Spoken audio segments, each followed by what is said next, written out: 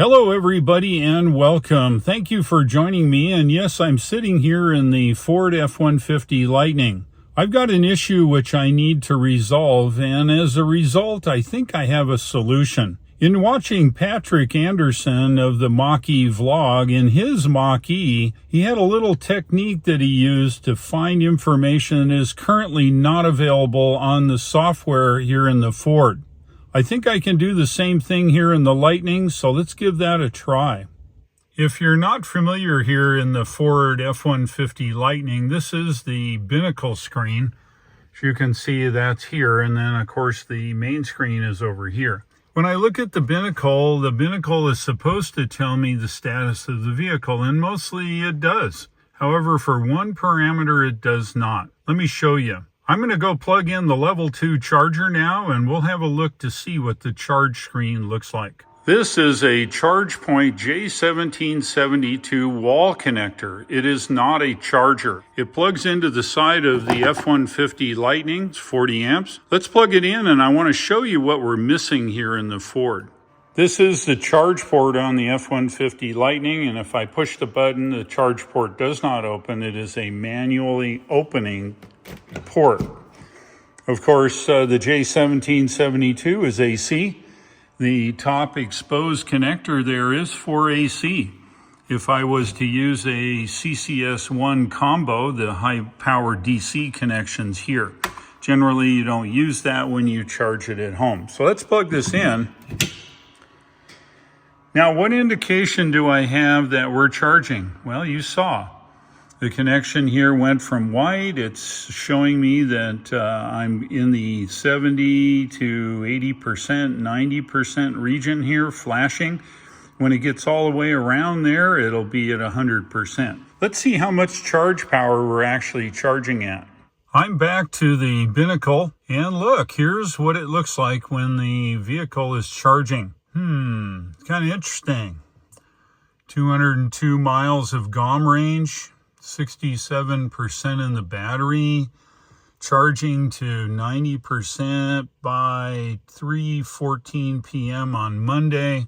What is missing? Yes, you guessed it. It doesn't tell me how much charge power I'm charging at. Yeah, it doesn't work for DC fast charging either. And you ask, well, you don't need to know that. Well, yes, I do. Reason being, what happens if the charger's defective? What happens if a setting is set where I'm only charging at 10% of what I think I'm charging at? I need to know on this screen how much power the vehicle is being charged at. I know why Ford didn't do it. That's more information you give a customer is only going to ask more questions. Why am I only getting 10%? Why is it only charging at 40 amps when it's supposed to be charging at 80 amps? Never ask a question if you don't want to hear the answer. It's my opinion that Ford doesn't want to give you any more information than you are required. If you drive up to a charger and plug your Lightning in, you look at it and go, oh, it's at 67%. I don't really care how much it's charging at. And when it gets to 80%, I'll leave. And you go about your business and you check back and you check back and you say, dang, it's only at 69% and I've been here for 30 minutes. What's going on? Well, then you try to find out why it's charging so slow. If the software would just tell you what it's charging at, it would eliminate any ambiguity about what power is going into the car and how fast you're going to charge up and get the heck out of there. I think our solution starts with a little box like this. It is one of many products that allows me to monitor what the vehicle is doing using an application and this product. This product is a OBD, onboard diagnostics device. It allows me to wirelessly monitor what's going on in the car once I plug this into the OBD. That's this funny looking connector, onboard diagnostics. This is a standard interface. The interface is on most vehicles, and I purchased this. This is compatible with my iPhone, and let's get it plugged in. You're looking at the driver's footwell, and I've added a little light here so we can see what we're doing. That is the OBD port. It's a small connector that mates with my wireless device. Here is the wireless device. I plug it in.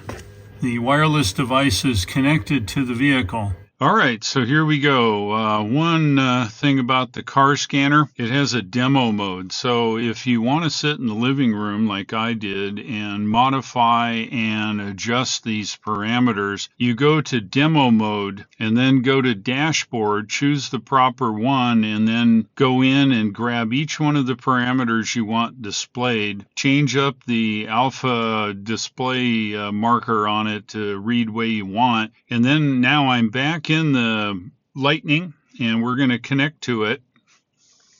And this connects to the VP Bluetooth OBD dongle, as you can see.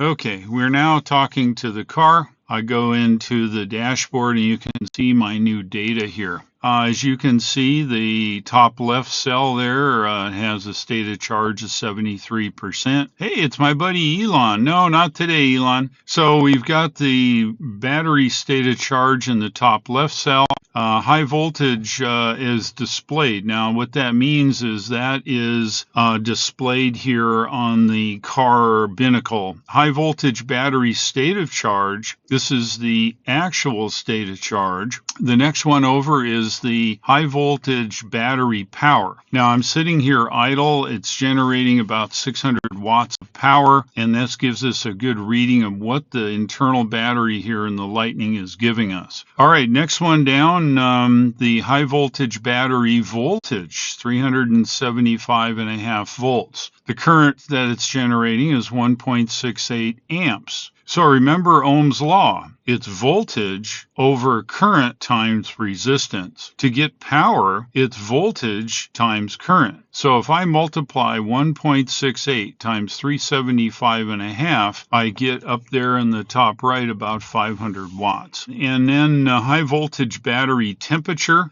This jives because I'm in the what I call big garage. It has a temperature control on it, and it sets right at 65 degrees.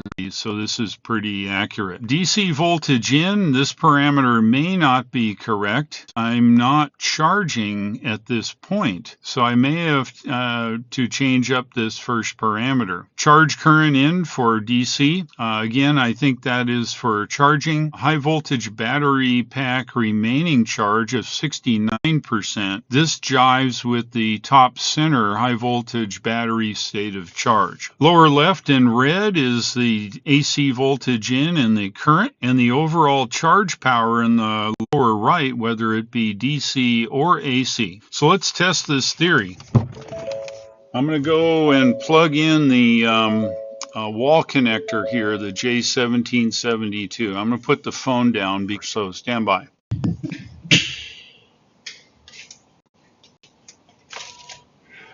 Okay, the wall connector is plugged in. Hey, look at that. So what is this telling us here? Let me close this door. 244.1 volts. We're currently at 18 amps now. It's climbing. It's supposed to be, I think, 40 amps out of the wall connector. Uh-oh. What's happened there now? Come on. You can do it.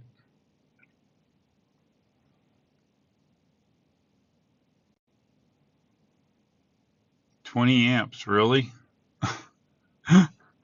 Who knew that the onboard charger was limited to 20 amps here on AC?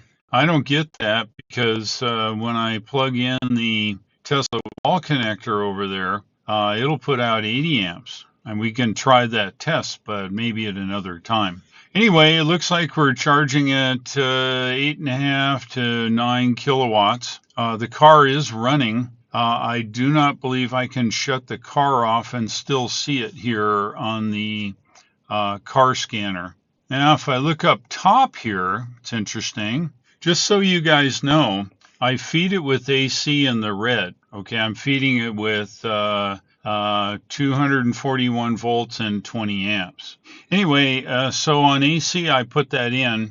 but it goes into a charger. Remember, that thing on the wall in the garage is not a EV charger. It is a wall connector. Why is it a wall connector? Because when the car gets plugged in, it does a handshake with it and says, yes, the connection is solid. Give me the power. The wall connector applies 241.79 volts onto the cable. That goes into the vehicle. The vehicle then converts that, converts it to the voltage. And if we look at the second cell from the top, on top left, it's 276 volts. Our AC charging is generating 377 volts, and it is charging the car right there under the high voltage battery at 21 amps. We're losing maybe an amp or so in power. So apparently with all of this is giving us plenty of information that we can actually see what the battery is charging at. The next step, of course, is to find a DC fast charger and make sure that it is actually working properly as well. At this point, I think the car scanner is set up and ready for testing. This is a very cool app. I think having this in the Lightning is invaluable. Having the ability to see what's going on the screen helps me a lot in determining that when I am driving down the road, things are good. Ford has chosen with their own volition not to show you any of this information. They show distance to empty, or the range, then they show a percentage on the battery. So it's my opinion that Ford chose not to display any of that information. If you liked today's video, give me a like, and if you would, please subscribe. There's more stuff coming your way, so you need to stay tuned. Thanks for watching. I'll look for you in the next videos, and take care.